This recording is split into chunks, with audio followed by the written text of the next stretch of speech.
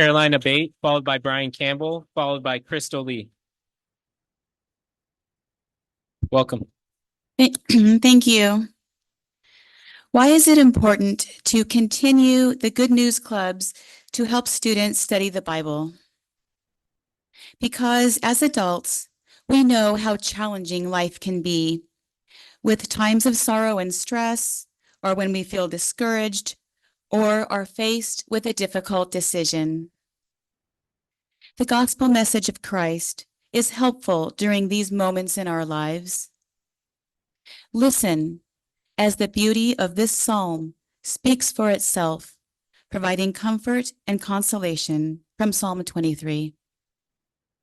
The Lord is my shepherd, I shall not want. He leadeth me beside the still waters. He restoreth my soul. Yea, though I walk through the valley of the shadow of death. Ms. Abate, I need to just interrupt you on that. If it's really keeping it to the Good News Club that you want them to be a part of that, if you could stay there and not get beyond those pieces with the scripture, if you could just do that, please. I understand that, but we also the point. I believe that studying the Bible is very valuable, and I brought actual content from the Bible to prove to you the point of the value of studying the Bible and the beauty of the Psalms and how it brings peace and comfort. I understand it's, it, but it's part of the evidence of my presentation. Just with regards to you're speaking to the importance of bringing or wanting to have the freedom to have the Good News Club be a part of our programs with regards to that. So if we could just keep it that and where I want to keep that, not bringing scripture into it. I'd like the clock to be reset, please, so that I can begin my presentation completely. And if your presentation is going to continue to include the scripture, is it going to conclude? Yes, it is. It's the evidence for my presentation. I'm providing real world evidence to support my points. This is a public comment that's within our jurisdiction, which is with regards to, and I'll just make my point here.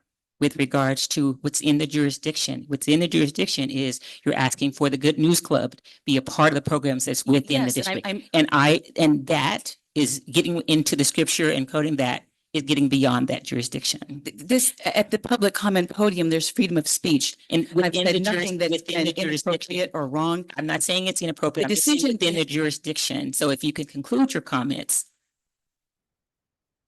I would like the clock to be reset so that I can complete my presentation. Listen, look, hold on. You're not at the podium and you're not had asked. I'm speaking to the speaker here with regards to this.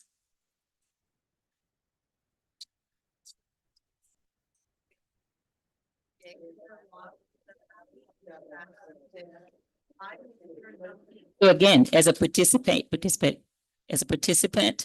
participant in this, I'm just asking you to respect the jurisdiction of the district. So you can conclude your comments, and you have not requested to speak as a part of the public comment. So thank you. Yeah. Okay. I would only simply ask the board to please read our Constitution and understand the freedom of speech. I've said nothing inappropriate, nothing wrongful, nothing that isn't true.